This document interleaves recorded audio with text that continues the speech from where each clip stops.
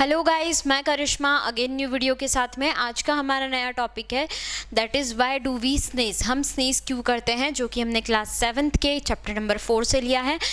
Why do we sneeze, हम sneezing क्यों करते हैं, हम छींकते क्यों हैं, ऐसा क्यों होता है, ऐसा क्या होता है ह्यूमन बॉडी के अंदर जो उसको स्नीज आती है। ठीक है, तो ये सारे क्वेश्चंस के आंसर हमको आज इस वीडियो में मिलने वाले हैं। At times we breathe in polluted air that has smoke, dust, pollen get in the hair in the nasal cavity and irritate the lining of the cavity।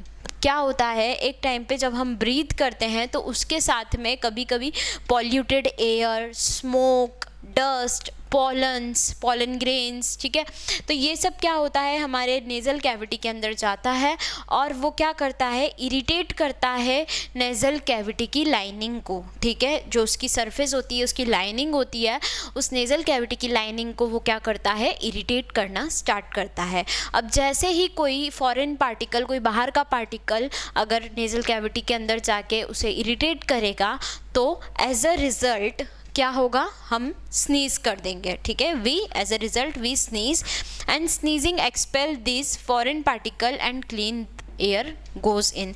और स्नीजिंग से क्या होगा, जो भी ये हमारे फॉरेन पार्टिकल्स होते हैं जो कि एयर के थ्रू अंदर चले जाते हैं, वो इस स्नीजिंग के थ्रू वापस बाहर चले जाते हैं, बाहर वापस एक्सपेल हो जाते हैं और क्लीन एयर अंदर जाती है। ठीक है, तो ये एक रीज़न होता है कि हमारी जो ह्यूमन बॉडी होती है इसको स्नीजिंग क्यों आती है, कैसे आती है। तो ये हमने पूरा इस वीडियो के अंदर देखा, व्हाई डू वी स्नीज के अंदर। इस वीडियो से रिलेटेड कोई भी डाउट आए प्लीज़ कमेंट कीजिएगा। हमने ऑनलाइन होम ट्यूशन भी स्टार्ट किया है, मोर इन्फॉर्मेशन के लिए डिस्क्रिप्शन में चेक कीजिए। Thank you so much.